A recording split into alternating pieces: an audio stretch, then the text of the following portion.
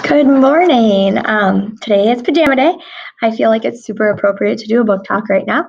I wish I was at home in my pajamas reading books because that would be lovely.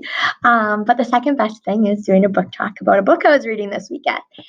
So this is one of your book club options, Slam by Nick Hornby. Let's see. I started reading it this weekend. I'm on page 64.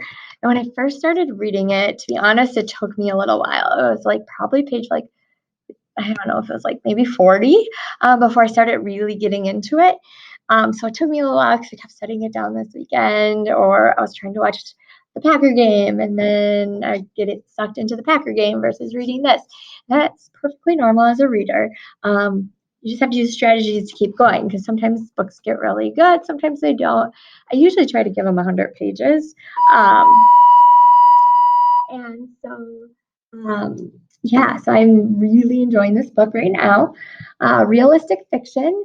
And it says on the back, things have been ticking along quite nicely. My teacher suddenly started talking to me about going to college. My mom had ditched her rubbish boyfriend, and I had a gorgeous new girlfriend.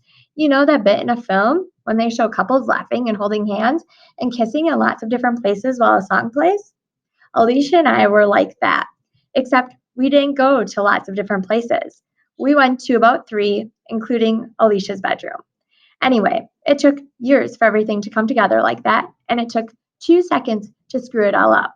One mistake and my whole life would never be the same. And so for books that this was similar, Orbiting Jupiter reminded me of that because there was a teenage pregnancy. There's sexual content for sensitive topics and swearing. And so there is, let's see, I'm going to pick out a part to read. So I'm just going to kind of open this part up and start reading. It says, my mom didn't want me to be with Alicia all the time. She started to worry about it after a couple of weeks.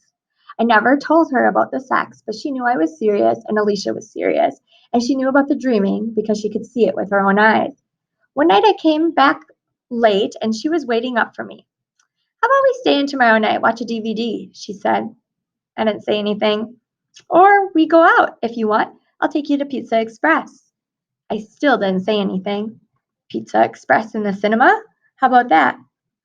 No, you're all right, I said, as if she were being nice to me and offering me something. I mean, she was, in a way. She was offering me a pizza and a film. But in another way, she was just trying to stop me doing what I wanted to do. And she knew it. And I knew it. Let me put this another way, she said. We're going to spend the evening together tomorrow. What would you like to do? Your choice.